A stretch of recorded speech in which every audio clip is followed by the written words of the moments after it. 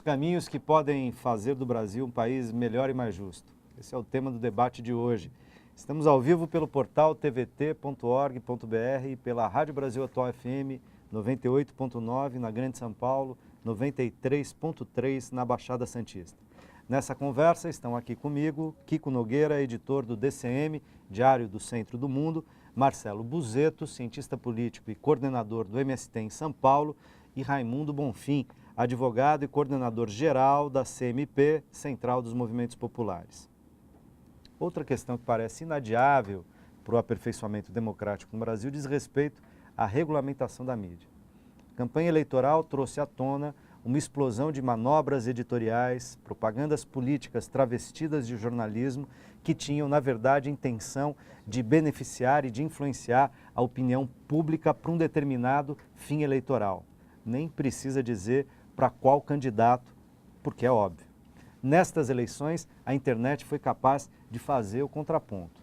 Como vocês avaliam as possibilidades de promover uma mídia menos concentrada, mais ética, plural, democrática? Nesse bloco vou começar com o Kiko, nosso editor, à mesa. Eu acho que é o seguinte, essa questão da regulamentação da mídia está sendo distorcida de propósito por quem é dono da mídia há 50 anos. É preciso fazer uma regulamentação que não permita mais que haja os monopólios que há hoje, que sejam sempre as mesmas famílias. É mais simples do que está sendo transformado. Virou uma questão de censura, né? Ao dizer isso, os opositores desta ideia falam em censura, falam em fim da liberdade de expressão, e falam em mídia controlada e falam no bom e velho bolivarianismo.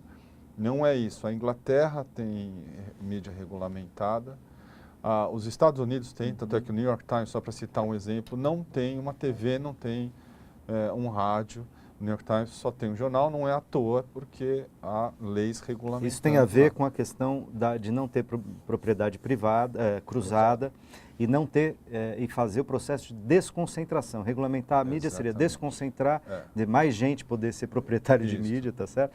E as mídias e as empresas de mídia não terem propriedade cruzada, quer dizer, não tem rádio, portal na internet, televisão, jornal, revista semanal, etc, e monopolizarem essa discussão a comunicação no país. Não é levada adiante também pela mídia, porque não interessa a ela. Então, fica sempre com essa espuma ideológica, que a censura é o que é feito na Venezuela, é o que é feito em Cuba, quando não se trata disso. Pelo contrário, é um choque talvez de capitalismo, de você tornar um ambiente mais competitivo. O que aconteceu nessas eleições? Eu acho que a internet teve um papel fundamental, né, para equilibrar, e que serviu talvez para a gente ver a necessidade de ter pluralidade e ideias alternativas. O que a gente viu aqui com o Aécio? O Aécio teve um apoio maciço, mais descarado por parte de Paulo, alguns. Você está querendo dizer? No Brasil inteiro. Em geral, né? Não só em São Paulo. Não, em geral não. No Nordeste, em alguns estados, ele perdeu de 80 a 20. Não, mas não, apoio da mídia. Apoio da mídia, sim. Entendi. Não, da mídia. Tá. Teve esse apoio brutal, né, da mídia tradicional, e a internet serviu de contraponto importante nisso. Se não fossem digamos, órgãos de imprensa alternativos, vamos chamar assim, independentes, como o DCM, a gente nunca ficaria sabendo sei lá, do nepotismo do Aécio, né? De coisas que ele escondeu o tempo inteiro quando era governador em Minas, porque aí sim ele tinha a mídia na mão. Sim, controlava a mídia. Controlava através da irmã dele. Dava dinheiro ali, né, a irmã dele, que controlava a comunicação do governo para empresas do governo dele.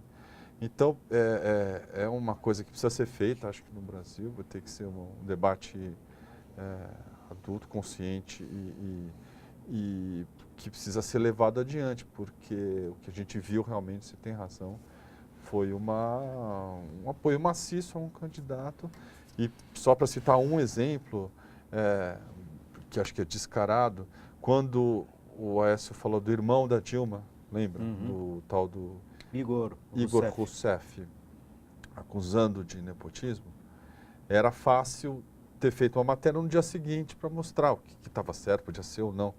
O Estadão fez essa matéria um dia depois da eleição. Então a gente vê como é que as coisas funcionam de fato, né? Sem falar na questão da Veja, que é talvez o exemplo mais bem acabado de um estelionato eleitoral com todas as letras, de mero terrorismo e da mídia fazendo talvez o papel mais baixo que a gente assistiu nos últimos anos na mídia no Brasil, talvez no mundo, né? Raimundo. Não, além dessas questões que o Kiko colocou e tudo, e hoje a mídia, na verdade, algumas empresas não dá nem para chamar de mídia, é de verdadeiros interesses econômicos e empresariais, quer dizer, não é nada, tem nada a ver com a mídia, né? Representa interesse, corporações internacional, etc e tal. Então, e eu acho que se a gente não se organizar, esse é uma questão fundamental para o futuro do Brasil, e nós já estávamos discutindo, quer dizer, que além das conquistas sociais, a diminuição da miséria, da pobreza que conseguiu-se os últimos 12 anos de governo Lula e Dilma, para além das reformas estruturais, que é o nosso, né, digamos assim, o nosso objetivo, nós precisamos ter cuidado porque em alguns momentos nós vamos ter que atuar também na defensiva, porque como eles sabem que as redes sociais, imprensa alternativa, os movimentos sociais tiveram um papel fundamental e eu diria talvez decisivo numa eleição tão disputada, ao contrário deles não deixarem a gente, eles se oporem à regulamentação da mídia e outros temas, eles vão vir para cima para criminalizar. Talvez vão querer mexer no poucos avanços que nós tivemos no marco regulatório da internet, que foi uma conquista, né? Não foi como a gente queria, mas já foi alguns avanços. Então, nós vamos ter que estar muito preparados, não só para avançar em reformas estruturais, mas também atuar naquilo que eles também vão, né? Ou seja, tem uma disputa simbólica e ideológica muito forte em jogo e nos próximos anos. Não é só avançar, mas também nós precisamos fazer o debate, porque eles sabem de qual foram os instrumentos que foram decisivos no debate eleitoral. O papel foi falado pelo Kiko, os movimentos sociais foram para a rua como há muito tempo não foram. Mesmo, né, sabendo que não se avançou nas reformas estruturais aqui nos últimos anos, como a gente falou. Mas entre um projeto ou outro ninguém teve dúvida. O Serginho Amadeus, que é um estudioso também dessa área que tu atua, tem falado. Certamente a imprensa alternativa, as redes sociais, os movimentos sociais foram decisivos. E eles sabem, não é à toa que o vice lá do Aécio, o tal do Aloysio Nunes Ferreira, disse que eles perderam as eleições para redes sociais. Palavra deles, né? Não diria tanto, mas ele falou.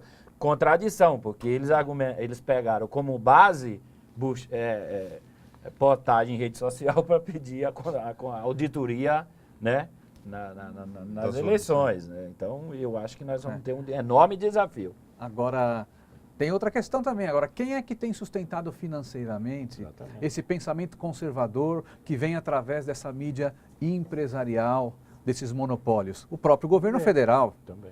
Então, a publicidade que o governo federal, as páginas lá. Então, eu penso que nós do MST estamos esperando que o governo federal mude de posição.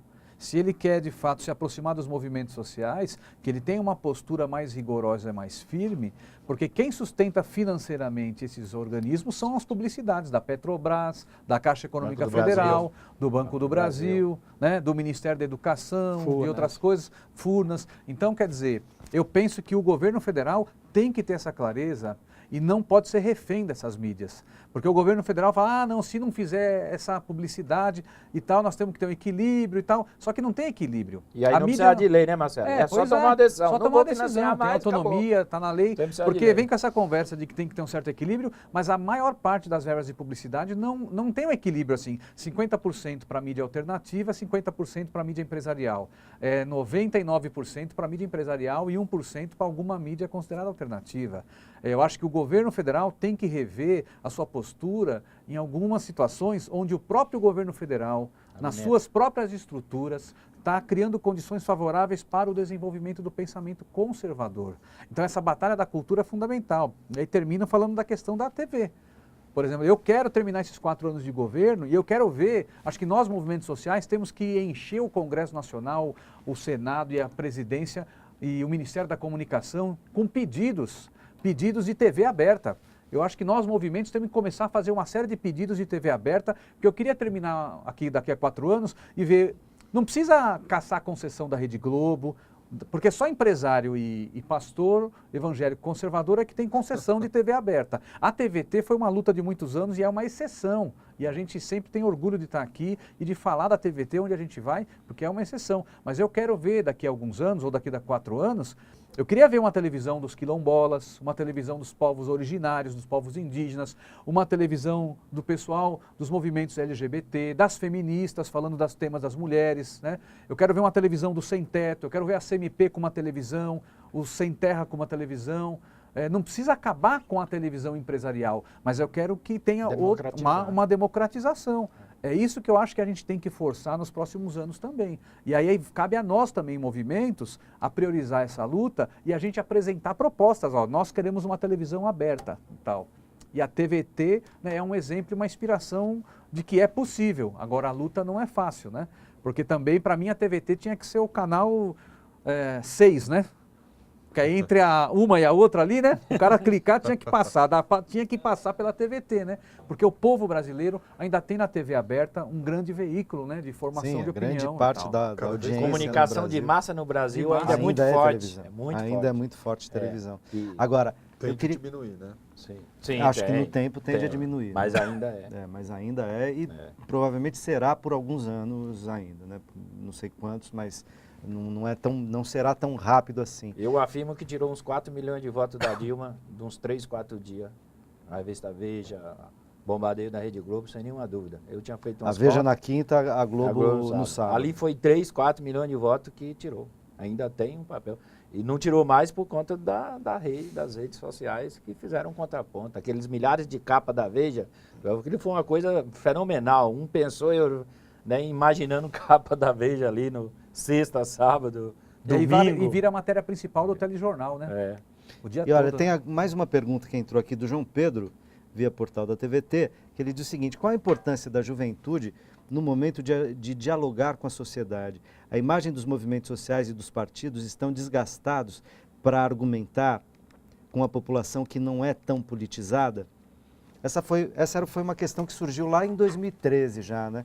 Dizer, parte dos movimentos, antes de você ter uma generalização do movimento, que aí você tinha de tudo na rua em 2013, né? Inclusive a extrema-direita, neonazista, gente pedindo golpe militar, quer dizer, você tinha de tudo. Mas estou falando disso, como você tinha um movimento de juventude, Passe Livre e alguns outros grupos da juventude, e que tinha ali já uma crítica a formas mais tradicionais de organização política, inclusive progressista, tá certo?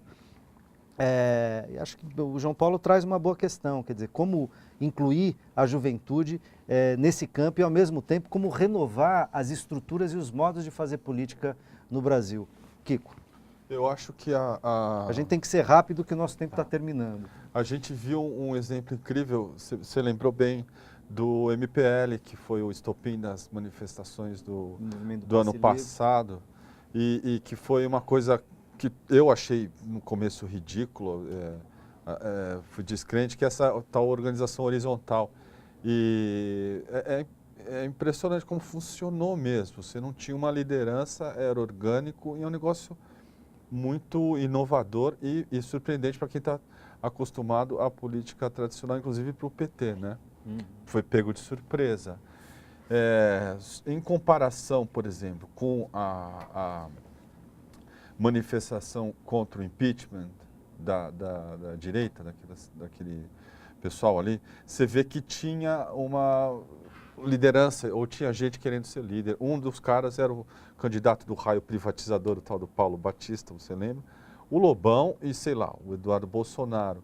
Mas você vê a vantagem que se leva ali numa juventude, né, como o do movimento Passe Livre, em que a politização está desde tá no sangue, tá desde o começo e tá uma coisa... A politização é o orgânico, dá o nascimento para o movimento, né? Não é o contrário. Né? Pena que o resultado tenha sido talvez um congresso tão conservador, isso é que é duro, mas que foi impressionante, né? Foi.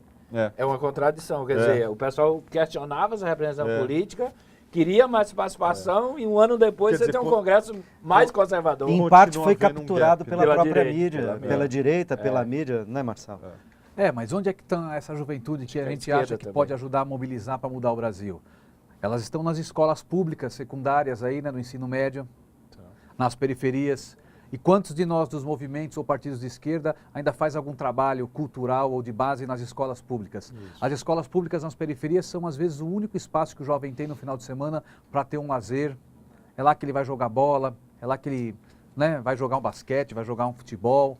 Mas onde é que estão os partidos? É lá que você tem alguns equipamentos que dá para a gente passar um filme, fazer um debate, fazer uma festa, uma atividade cultural, fazer uma roda de capoeira, um festival de música, de poesia. Poucos professores fazem isso, né, Marcelo? Então, mas muitos professores são de esquerda, são progressistas, são de partidos, são dos sindicatos. Então eu penso que a gente tem que aproveitar esses espaços que já existem e a gente falar menos e se organizar melhor, né? A juventude está na fábrica, está no local de trabalho, então aí o movimento sindical tem que ter a sensibilidade para também construir a sua juventude, como tem a juventude metalúrgica. Eu acho que tem que a juventude conquistar mais espaços, os sindicatos têm que levar essa juventude para a direção dos sindicatos, assim como tem que levar mais mulheres para a direção dos sindicatos. Acho que criar essas condições e trabalhar numa linguagem que a juventude... Agora a juventude gosta de uma pauta, né, mais à esquerda, viu? Essa pauta meio institucional, de fazer uma defesa do PT contra o PDL, essa pauta não empolga a juventude. Não é o lugar. A juventude gosta de uma pauta mais à esquerda. Mas eu acho que a gente tocou em algumas das muitas questões e muitos desafios que nos esperam a todos, não é só o governo, a todos nós, nesse e nos próximos anos. Eu agradeço a presença de vocês e agradeço também a você que nos acompanhou até aqui no Melhor e Mais Justo. É esse lugar para a gente pensar temas relevantes para o país, ajudando a despertar, a colocar em debate a participação nas mudanças políticas, econômicas e sociais que tocam diretamente a nossa vida pessoal e coletiva.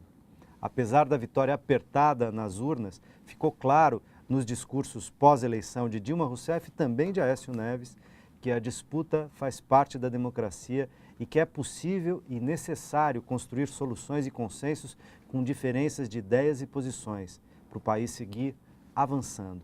A gente se encontra na próxima quinta ou a qualquer momento pela internet. Forte abraço.